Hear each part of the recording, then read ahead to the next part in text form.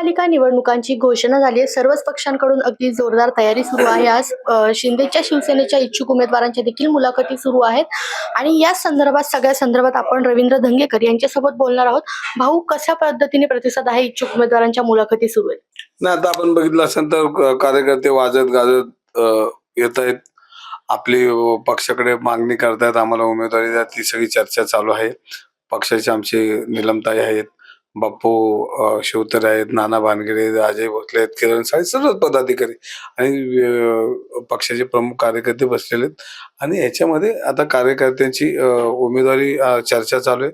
त्याच्यामध्ये जे सक्षम उमेदवार दिसतील त्यांना आम्ही उमेदवारी देणार. पण प्रामुख्याने तरुण आणि शिकलेली, जेणेकरून पुढच्या 25-30 वर्षामध्ये पुणे शहराला नेतृत्व, कार्यकर्ता नेतृत्वातून तयार करायचं, ती संधी आता या निवडणुकीतून मिळणार आहे आणि त्याची आमची तयारी आहे. आतापर्यंत किती उमेदवारांच्या मुलाखती झाल्या सकाळपासून एक 5 प्रभागाच्या पर्यंत झाले, कारण सगळीकडे जवळजवळ सगळेच बरेच कार्यकर्ते मागतात, त्यामुळे प्रत्येकाची वन टू वन बोलायला वेळ लागतो. पण आज 20 प्रभागापर्यंत होतील आणि उद्या 20 प्रभाग. नक्कीच. मात्र आपण बघतोय भाजप आणि शिंदेची सेना ही महायुतीमधून लढणार आहे आणि याची आज पहिली बैठक आहे पुण्यामध्ये. तुमच्या शिंदेच्या सेनेकडून सुद्धा काही प्रमुख नेते आहेत, भाजपचे देखील आहेत. तुम्ही या बैठकीला जाणार आहात का आणि तुम्हाला आमंत्रण आहे? नाही, तर याच्यामध्ये आमंत्रण कोणी दिलं हे मला अजून माहित नाही, किंवा त्याचं पत्रक निघलेलं माहित नाही.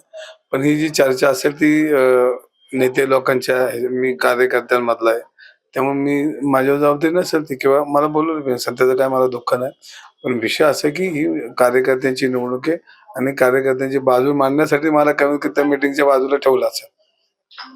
मात्र महानगर प्रमुख म्हणून तुम्ही आहेत, खरं तर प्रमुख चेहरा आहे तुमचा, तरी सुद्धा तुमच्याकडे अजून निमंत्रण आलेलं नाही म्हणतात. तुम्ही जाणार आहात की नाही जाणार?